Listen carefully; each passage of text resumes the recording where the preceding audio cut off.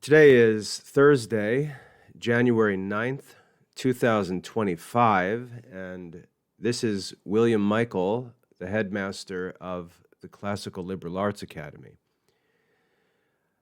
I'm in communication with parents every day, all day, and I'm often dealing with the same handful of problems that cause all kinds of trouble in Catholic families, all kinds of trouble in the lives of Catholic students, all of which can be easily avoided. I myself, even though I'm the director of a growing online study program that's accredited on and on, I'm a homeschooling father myself. I have 10 children. We're in the midst of our homeschooling years. 6 of our children have graduated from our homeschool, and we've got 4 children still studying at home. And my wife and I enjoy freedom from the problems that I spend most of my time talking to parents about. And my children are also free from the problems that we spend most of our time dealing with when discussing the academic lives of children, whether they be public school students, private school students, Catholic school students, or homeschool students. The problems in modern education are dragged through every different form of schooling. And again, I want to stress that the problems of modern education are present all throughout homeschooling. So I'd like to take some time to try and deal with these issues in a way that I can record once and then share with parents in the future. I'd like to discuss what the causes of the problems in modern education are and how they can be avoided very easily. The challenge we face in educating our children is actually quite a simple challenge, not necessarily easy, but simple. And the problems that most families have are self-inflicted, and they can be easily avoided. Now, I share this message with enough experience to know that most parents won't take my advice. They'll do what everyone else does. They'll do what seems right in the eyes of inexperienced parents, and they'll end up with all the same problems down the road. But with the hope that there may be a few families, a few parents who can take advice and practice it, I offer this talk as a source of answers for how you can avoid the problems of modern education.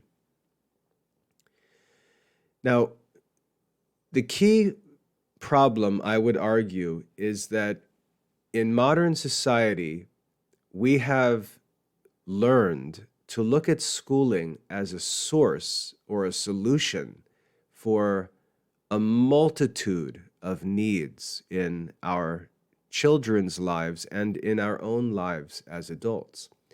We've learned to look at schooling as a one-stop shop for everything that a child needs. And so schools, modern schools, and homeschool publishers market themselves as these one-stop solutions for everything that families need.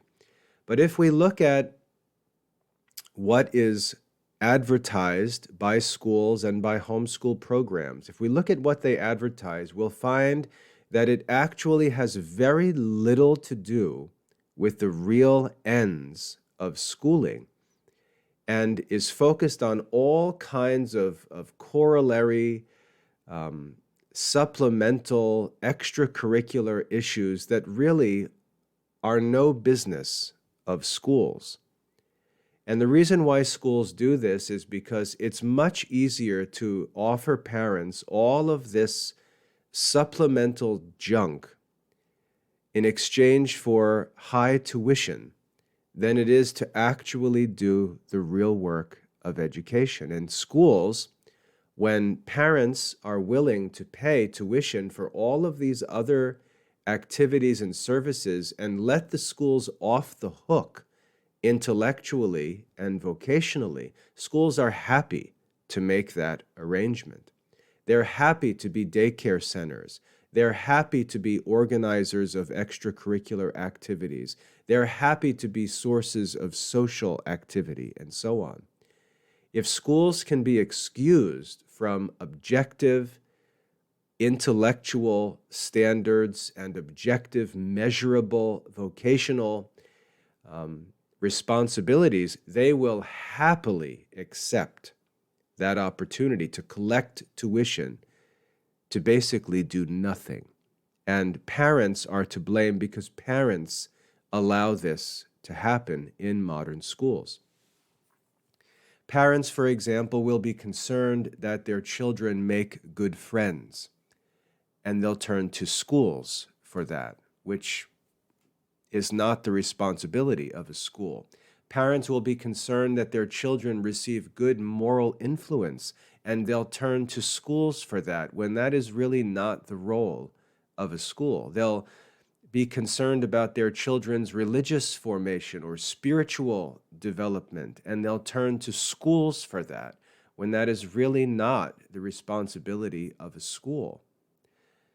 All of these different interests and concerns, and they go on into ridiculous things like sports and extracurricular activities, parents will turn to schools as the source through which all of these concerns and needs can be satisfied lazily with a single tuition check.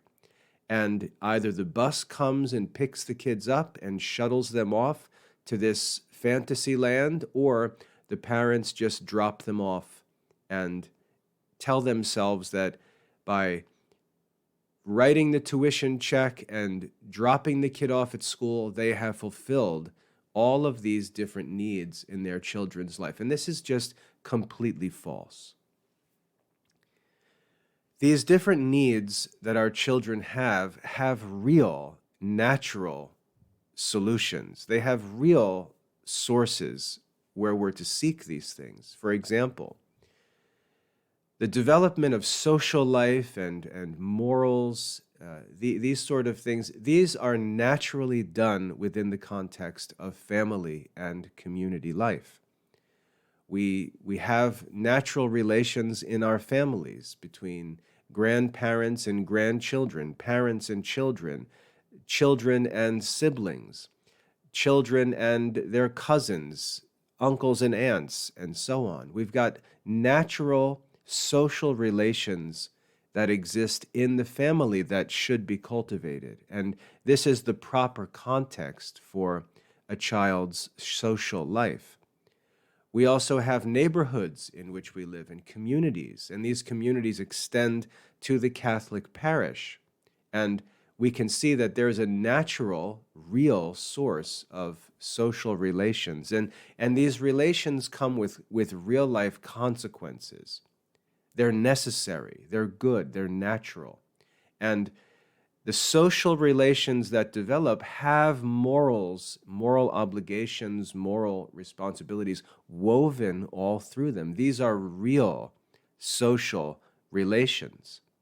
To substitute the school for these real relations was the idea concocted by John Dewey in the early 1900s, when he said that the school should replace the local neighborhood. The school should replace the family. That was a modern socialist idea promoted by, as I said, John Dewey. You can read the writings of John Dewey. He wrote a work titled Democracy and Education, which explains how the school is the new center of human society. That was a modern idea. And it's false, of course, but that idea has become so commonplace that even Christian parents, even homeschooling parents, are incapable of discerning the influence of that modern idea on their views of their children's relationships and education. And as Christians, We've got to restore real social life, which begins with the family, reaches to the extended family, reaches to our actual neighborhood where we live, reaches to our parish community, and so on. That's where our real social life is to be developed and cultivated. But you can see how parents try to outsource that to the school. And so the children are sent to the school to go and, quote unquote, make friends. And yet the school is not a place where socializing is supposed to take place. School is supposed to be a place that's focused on individual learning and study, not social life development. But again, schools are happy to provide that because it's very lucrative for the schools. It's very easy. It's much easier to organize a dance at the school than it is to actually teach children a rigorous academic curriculum. So schools are happy to accept the role of, social event organizer. But parents should not ask or allow schools to take that role because there's a natural place for those social relations to develop. Meanwhile, children are not learning to actually obey the commandment which teaches them to honor their father and their mother. And included in that command is the whole range of social relations in family and community life, as the Church explains in its catechisms. So you see, we're substituting real social life for this artificial, school-supplied social life, which isn't real social life at all. So that's one example. Another example would be to look to the school to be a source of religious formation, to be a source of spiritual formation. Now, if we look back to the Middle Ages, where parents could send their children to live in a monastery, as St. Thomas Aquinas was sent to live in a Benedictine monastery when he was 5 years old, we might say it's possible to have our children provided with religious and spiritual formation at school, but that school would actually be religious life. To have modern Catholic schools set up really as Catholic copies of public schools, where the teachers are not priests, they're not religious, the environment itself is not religious, there's very little prayer, there's very little religious study or religious discipline or cultivation of contemplative life and so on. It's really not an institution designed for religious or spiritual formation. In fact, it makes profane use of religious activities like masses and so on by making them school events rather than sacramental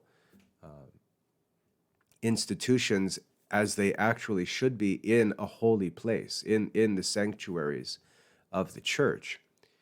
And so we've got this, again, this artificial substitution of the school for the real place where religious and spiritual formation is to take place, which is in our local parish, which is in the church, which is in monasteries and convents, and so on. And even in the home, where the Catechism teaches that parents should be cultivating a religious environment in the home, where the Catholic faith is studied and practiced.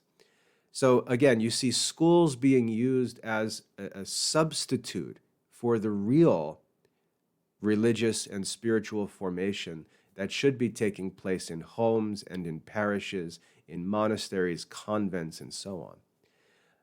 This is again the problem with modern schools, and the schools are happy to present themselves as these places for religious formation because it's much easier to decorate the school with religious symbols, to have a weekly mass in the school building, and to do these sorts of religious activities rather than bear responsibility for the intellectual and vocational formation of the children, which is their actual job. The schools would be much happier to say, "Oh, we provide children for the price of tuition. We provide children with the opportunity to attend Mass.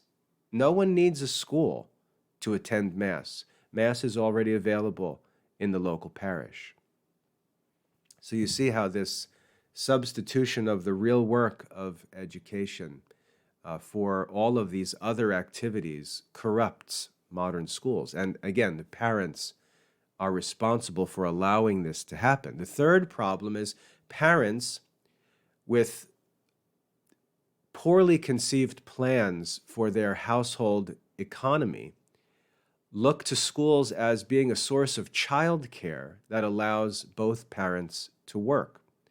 The school is looked at as an assistant to the parents' professional lives, and it's just turned into a glorified daycare facility so that parents can earn more money, so that they can live beyond their natural means, often so that fathers can neglect the responsibility of providing for the family and split it with their wives, who then have to come away from the children, and the school becomes the willing savior for this foolish household economic structure that's common in modern society.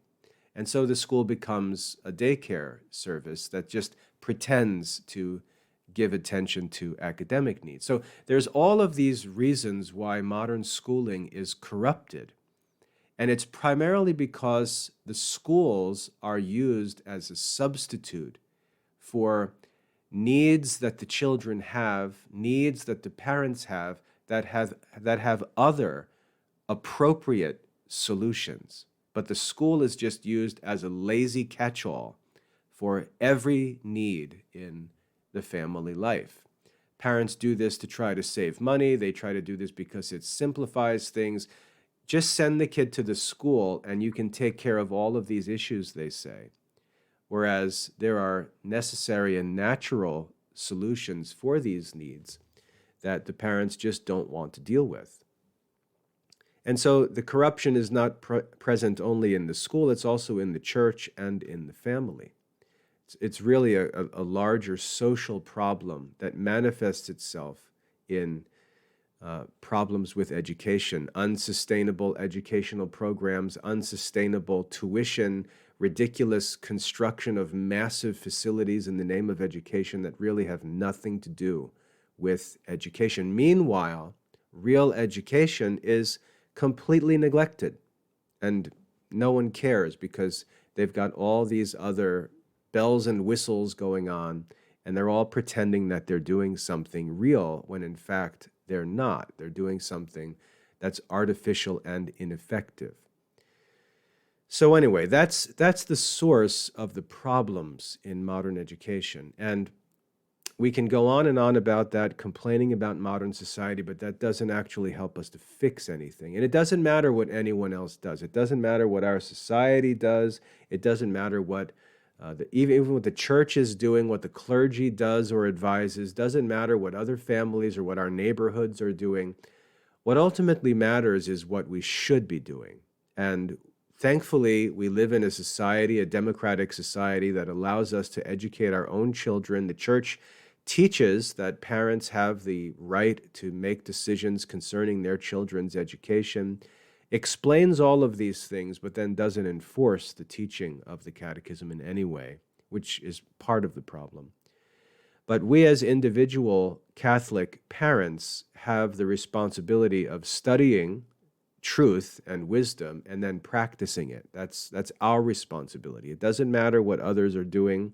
Doesn't matter what the whole river of human custom says we should do or is designed to do. What matters is what the truth and wisdom teach us to do. And thankfully, as I said, we live in a society that leaves us with the freedom to follow the truth and practice wisdom, even though we may need to do it alone. Now, the good news is that, as I said, the two real ends of education, the two real ends are intellectual formation and vocational preparation. Those are the two real ends of education. And I say that in our society because we could go back into the past and say, well, vocational preparation is really not to be pursued in a school. And we might talk about apprenticeships and craftsmen's guilds and things like that, where people got to work and learned on the job, as it were. And that's all still true, even though they don't exist as they once did. If a student is interested in a particular craft or particular business, it may be best to pursue preparation for that vocation in that field rather than in a school. That's true. But in our society, because of compulsory education laws, because of just the way that destination institutions are arranged, they often hold formal education as a prerequisite. And so students have to move through that path in order to prepare for their chosen vocations. I talk to my kids about this all the time because my kids will reach young adulthood and then question whether it's worth going to college and say, well, we could just join the military and start our military careers without college, or we can get into business and get to work without going to college. There's no need for a degree to do what I want to do. And what I always advise them is I tell them, what you want to do without a degree can also be done with a degree. So the question that you should ask yourself is, should I pursue this with a degree or without a degree? Which of those two situations is better? And pursuing our vocational plans with a college degree is almost always better. I know that it's common for people on social media to mock and criticize college education. Most of them have great college degrees, and they criticize college as if it wasn't necessary, taking it for granted that they have college degrees. But anything that can be done without a degree can also be done with a degree. And I would argue that it's better for a young adult to take the opportunity as they transition into young adulthood to go to college, get a general education, get a degree, and then pursue their vocation with that degree, because it just offers them many advantages for promotion and so on in the future. So that's my advice to my children. And so no matter what vocation you are interested in, whether it's a military career, work as a craftsman, a professional field like medicine or law, it's best to pursue that by going through college studies in American society and then pursuing those vocational things afterwards. Obviously, there's a lot to talk about with respect to what school should you go to, how should you pursue that, should you live on campus or at home, should you study online or on campus. There are many options, and I think that the answer to those questions is really locked up in the details of each individual child's circumstances. I don't think there's a one answer for all circumstances with respect to how to earn a college degree or from what school to earn a college degree. But I think the fact of earning a respectable college degree should be a non-negotiable for most children. Now, when we look at college admission as the destination after high school, what the colleges require is actually very simple and quite universal. They want to see the standard course of study for high school diploma requirements. That's what they look to the transcript for. They want to see a diploma from an accredited school.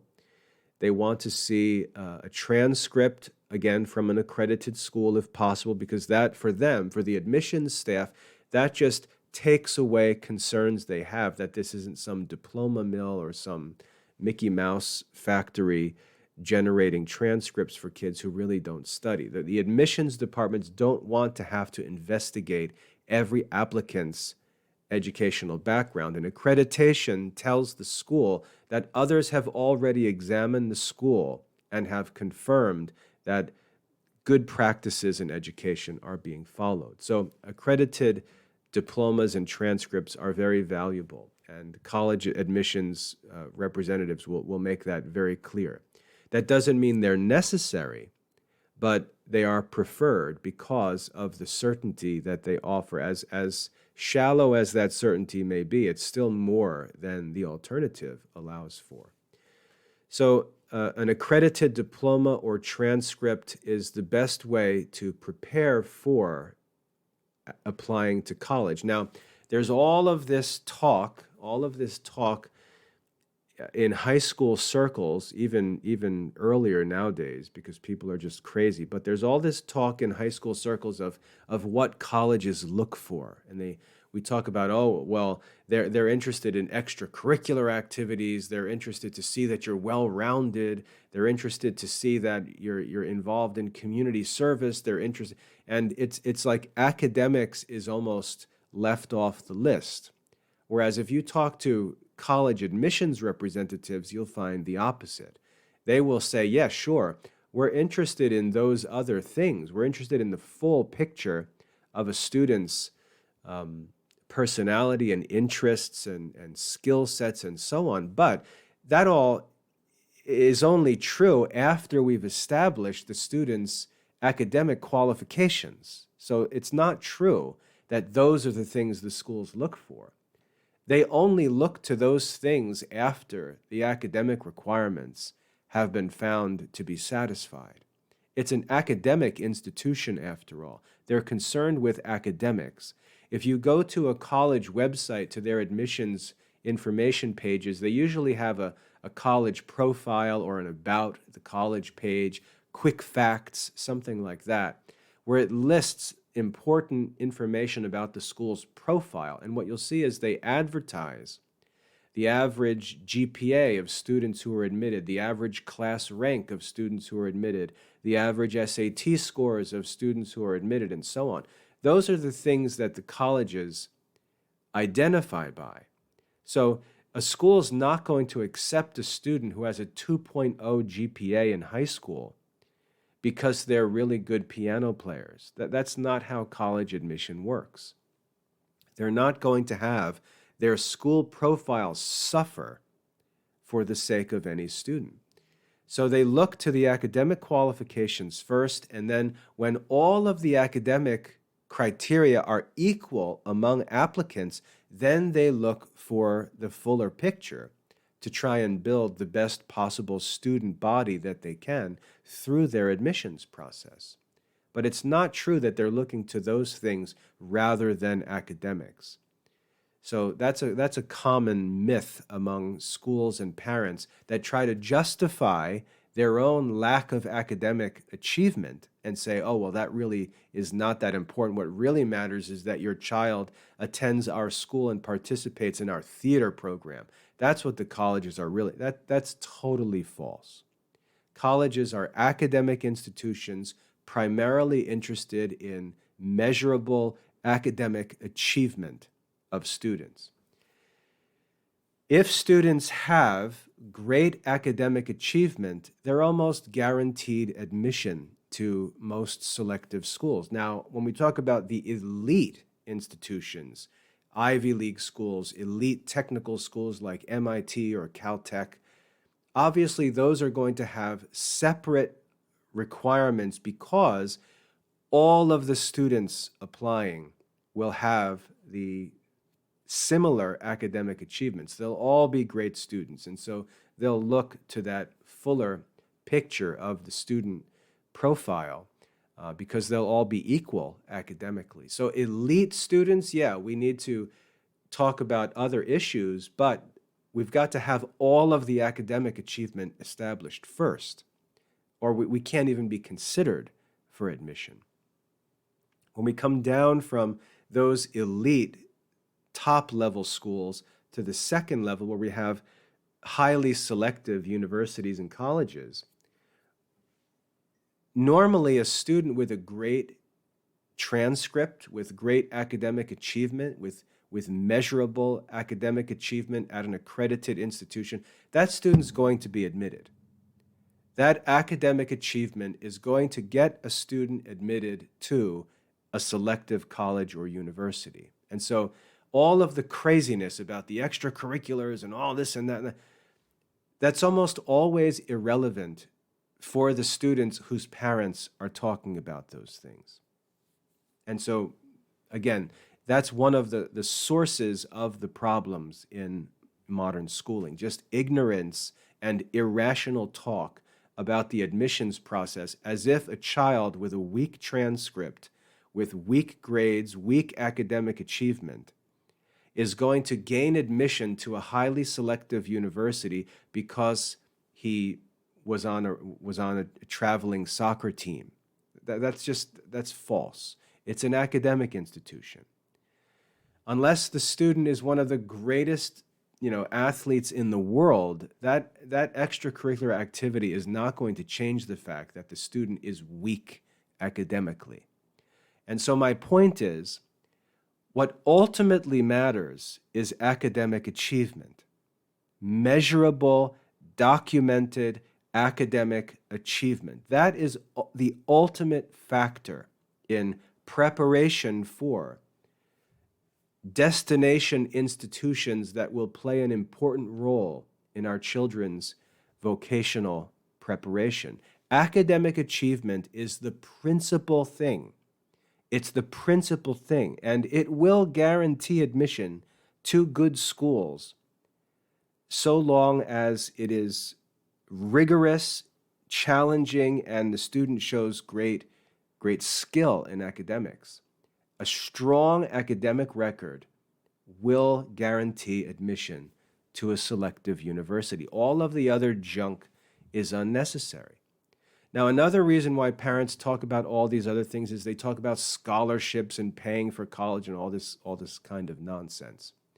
And the reason why the parents get all into this is because they're anxious about having to pay for their children to go to college. There's no reason for parents to worry about paying for their children to go to college. There are many different ways that the costs of college can be dealt with, and writing a tuition check is rarely ever the way that they're dealt with. In fact, most parents who are doing that simply don't know what they're doing. Of course, if you offer to write a tuition check to a college, they would accept that. So just the fact that people do that does not mean that that's how it needs to be done. There are many other things to consider. And this is where this mess of modern society becomes so obvious. For example, when mom chose to go to work and double the family income, she will likely push the family into a financial bracket that now doesn't qualify for financial assistance when the kids apply to college. So this lack of financial assistance that a family may have when their kids apply for college may be caused by their desire to make more money. And so you can see how they've created that whole problem themselves by thinking that making more money is always the solution, making more money at any cost, having mom go to work because it allows our family to make more money, can also cause your family to be disqualified from financial assistance in college admission. And so now you've got this financial burden to bear, and now you've got this whole wacky system of plans and ideas about how to beat this college cost by trying to get the kids scholarships and all this kind of stuff, when the actual cause of the problem was the desire to make more and more money as a family, because you may have made more money, but you didn't make enough money to actually start writing tuition checks to universities. So you've bumped yourself up into a higher bracket financially, but it's not a significantly different bracket. And so you end up causing yourself trouble. You've paid more income taxes. You now don't qualify for financial assistance. You lose all the benefits of being an American citizen when it comes to college attendance because of this stupid, shallow idea that trying to make more money by any means necessary is going to help you, quote unquote, pay your bills. And in fact, it's not how our society even works. So this is why this shallow view of family life, which is what everybody practices, leads to this culture of complaining about how expensive it is to raise children. It's expensive for people who choose to try and make more and more money and are forced to pay not even full price, because it's not how pricing really works, but they're made to pay sticker prices because they don't qualify for any of the discounts and programs that are built into our society. So it's just this stupid, self-defeating view of family life. And obviously that's a whole separate issue to take up. But solving one problem in the wrong way can actually cause problems to multiply, which is the actual situation that most families are struggling with. Their solution to the problem of family finances has actually created an avalanche of problems that they can never afford. And so all of their talk of making more money has actually made them poorer and poorer over time. The way that college finances actually work, if you look and you see colleges and universities are all accredited. The reason why they're accredited is because that qualifies them for government subsidies, because the American government supports American children going to college. The American government supports college attendance. It's part of how our economy works. And so children receive financial assistance from the government to attend accredited colleges and universities. So when a child applies for college admission, they also apply for financial assistance with a FAFSA application. And that FAFSA application looks at the student's financial circumstances and determines whether the student qualifies for financial support programs that are funded by the American government to strengthen and build our economy by sending kids to college and promoting higher education. Kids whose parents can't afford to write tuition checks to pay for college tuition have no problem going to college. Now, some may say, oh, well, they're just going to use student loans and get, the average student has $30,000 in student loans, blah, blah, blah. And there's all this talk about student loans. And the problem with that is that it's not qualified. There are students who make imprudent use of student loans. And there are also students who make prudent use of student loans. And so these things have to be considered in the details of their circumstances. For example, I paid for my own college education by taking my time and paying my tuition, but there were times where I couldn't afford to pay my tuition, and so I used student loans. When I graduated with an honors degree in classics and history, was inducted into Phi Beta Kappa. I had, I think, $14,000 in student loans, which was largely because of housing. It really wasn't tuition. It really had to do with housing. And that housing was necessary at that point in my life. It allowed me to go to school and also to work and also to get married and start a family, because we were in what was called graduate family housing at the time. So to finish that degree and to be able to do all of that and to enter into a teaching career and have the bill be $14,000 was a ridiculously good deal. So the issue with student loans is not yes or no, student loans or no student loans. It's all a matter of prudent decision-making in light of the circumstances of students' lives. For example, a student can obtain a highly valuable degree and earn great grades by living on campus, having high expenses while in college, and using student loans to cover those costs.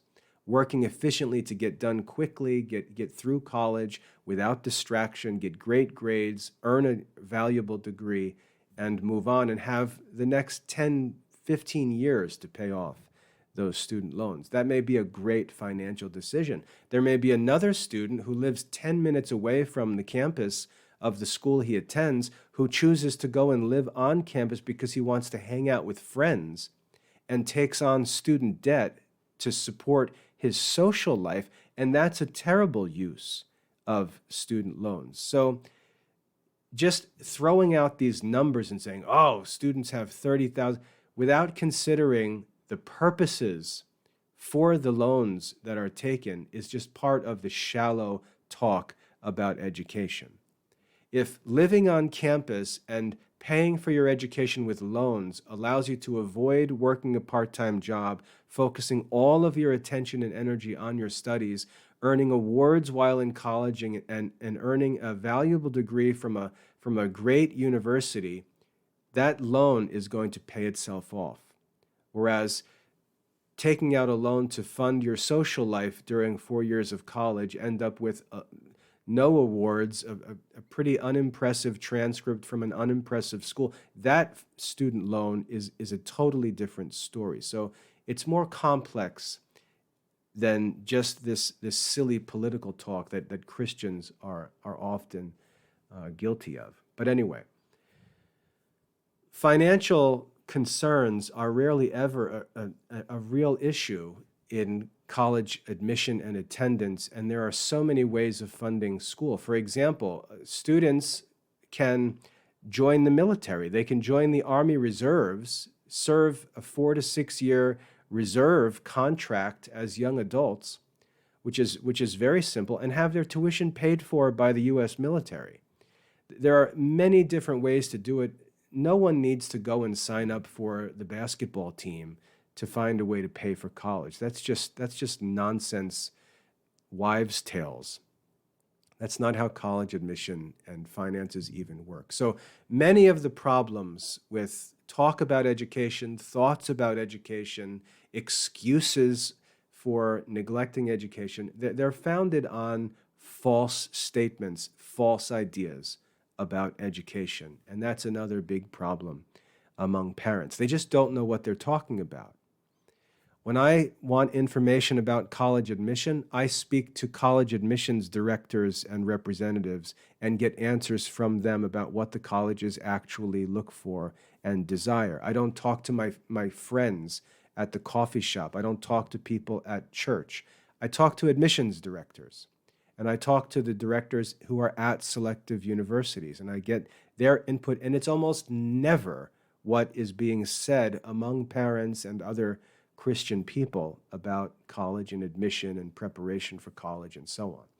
Because we live in a society that promotes higher education, preparation for most vocations should go through college and end with a college degree. Anything that can be done without a degree can also be done with a degree, and entering into one's vocational life with a degree is simply a better position for future success.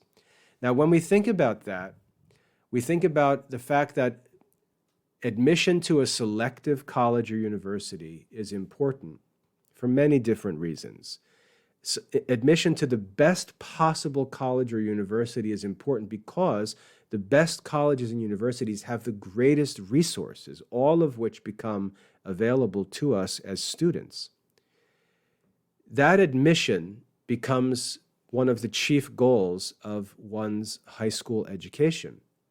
And what the colleges are looking for, what the selective colleges are looking for, first of all, principally and most importantly, is a rigorous course of study in high school that is represented on a transcript that shows the completion of all of the requirements of high school diplomas in modern society and beyond.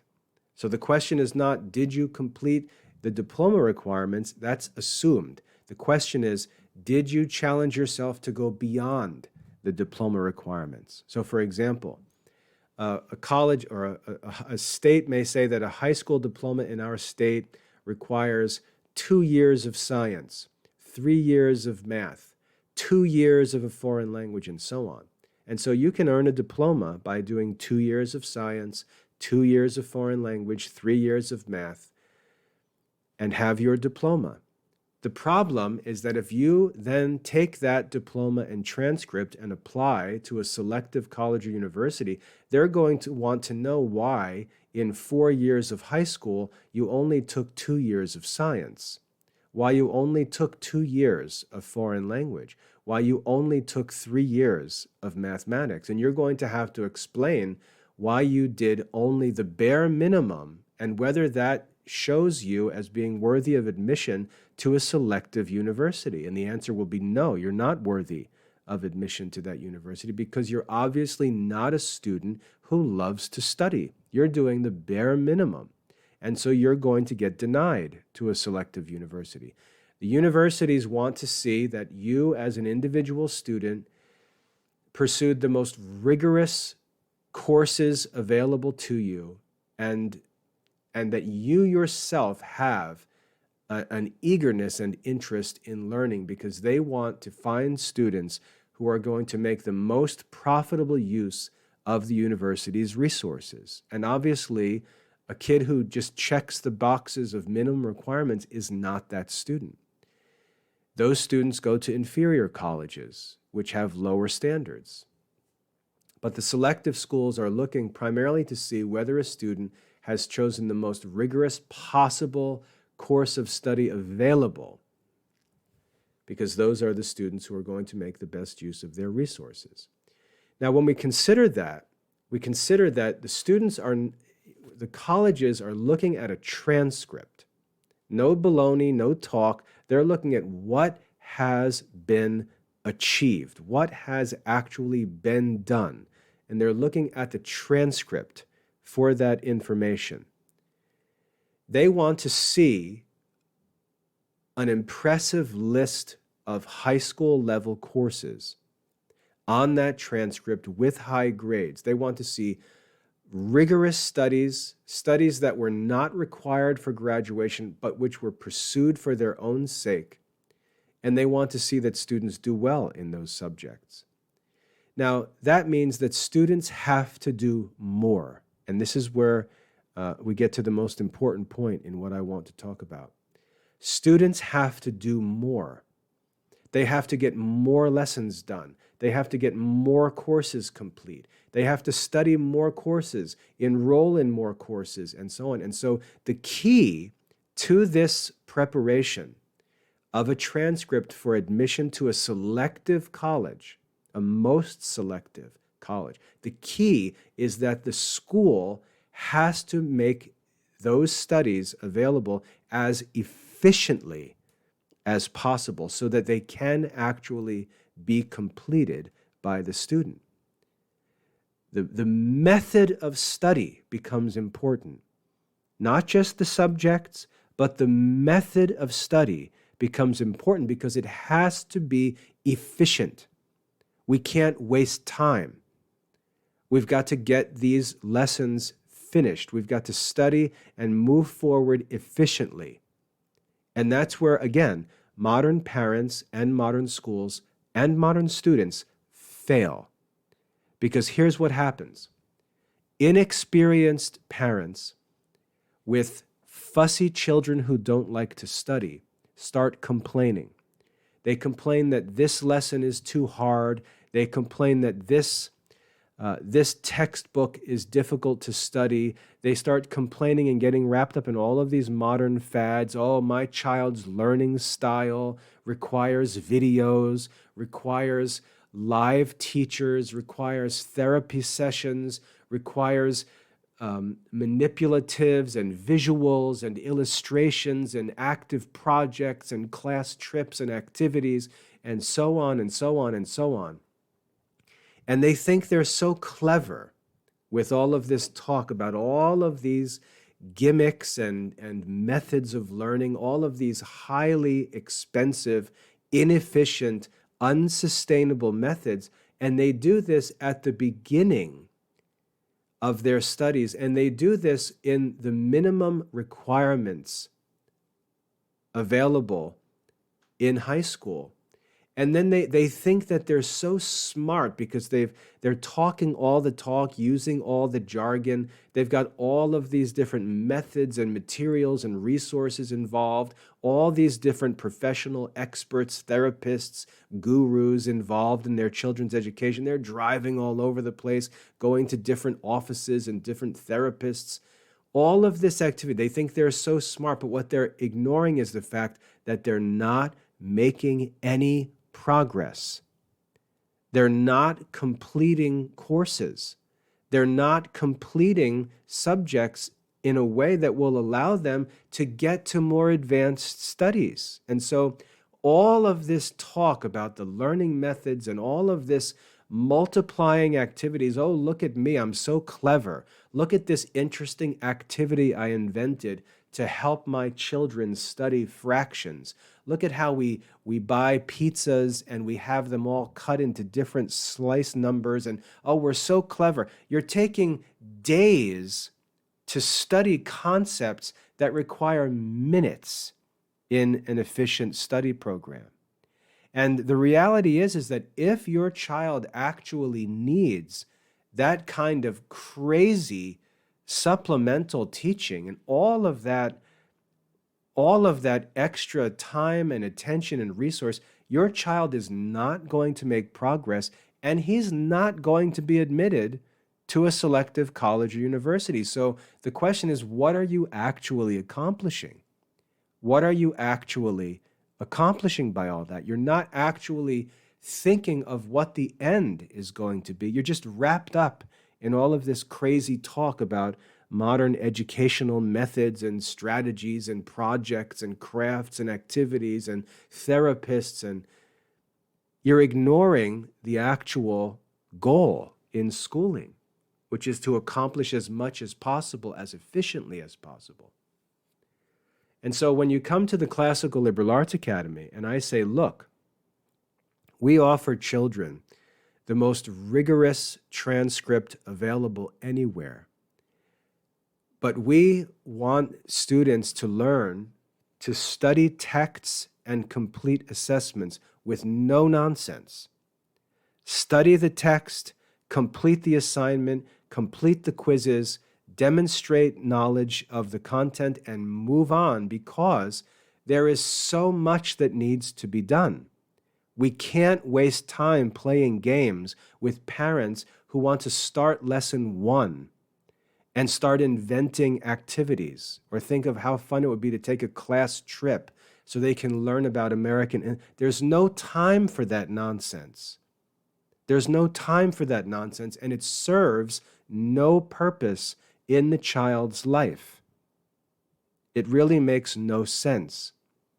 And again, we're corrupting education because we're trying to use it as a source of family activities. We're trying to use it as a source of who knows what motivates, these things parents do. It makes no sense, serves no purpose. So there's only one method of study that's possible for high achievement. It's text-based, efficient study. We can't waste time.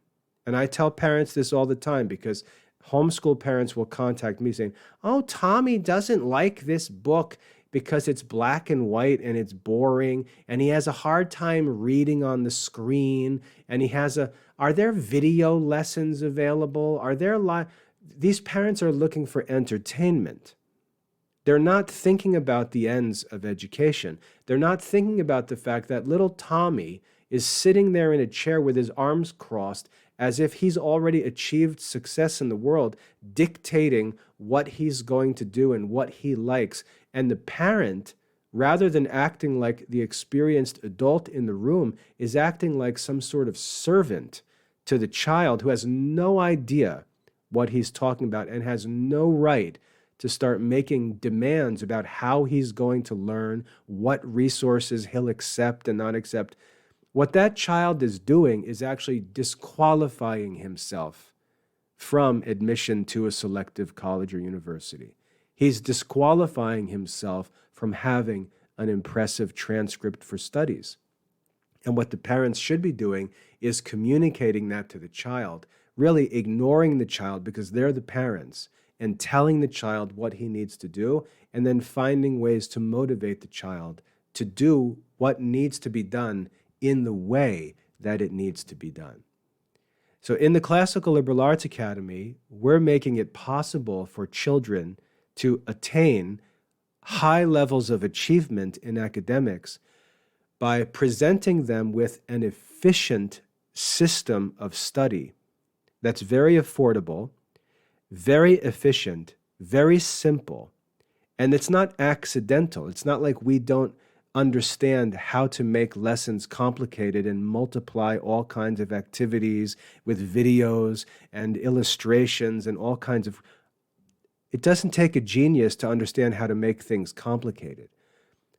The challenge, however, is actually achieving great academic success in the most rigorous and broad course of study possible. And the only way that that can be done is by the efficient study of text-based lessons with straightforward assessments. And so my last word of advice here for parents is stop wasting time on 1,000,001 different activities that don't actually get lessons and courses done. Stop wasting time. Stop thinking that you're so clever because you can find ways to explain concepts that are simple, that you understand even though you may not be the most well-educated person, and thinking that by dragging out those subjects and coming up with all kinds of interesting, entertaining, curious ways of illustrating them or explaining them, you're helping the child to achieve things, because the child is for all of that, for all of the activity, for all the bells and whistles, the child is standing still academically. He's not moving for all of that activity. And there could be lots of money involved as well. For all of that expense of time and energy and financial resources, the child is not moving forward. That's the reality. That's what the transcript shows. For all of the talk, for all of the time, for all of the so-called homeschooling work and attention, the transcript shows a child who didn't do much. And that's what ultimately matters, because the world we live in deals with transcripts. It deals with facts. It deals with achievements and records of measurable achievements. It doesn't deal with this silly school culture with these clown show teachers coming up with, goofy ways to illustrate things that should be explained and assessed in a few hours, but end up taking weeks of lesson plans and activities and field trips and whatever other crazy gimmicks these schools get away with. Now, again, teachers love to do that because teachers don't want to be challenged to lead students to high achievement, because the lessons get more and more difficult as they go. They want to stay in babyland and just play and get paid $80,000 to take the kids on a class trip to the grocery store. That's what they would love to do that. Obviously, that's the best way to make money. What they don't want to do is have parents say, we want academic achievement.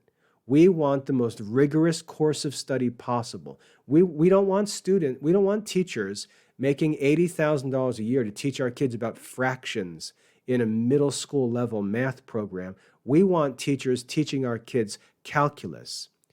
We want teachers teaching our kids fluency in foreign languages. We want teachers who lead our kids to know world history and philosophy and literature, who can write essays effectively, who can do research effectively.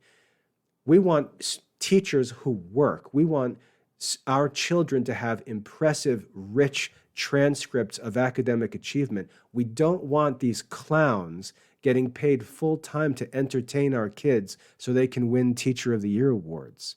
That's the corruption of modern education. So, my advice to parents with respect to education is to focus on the two ends of education.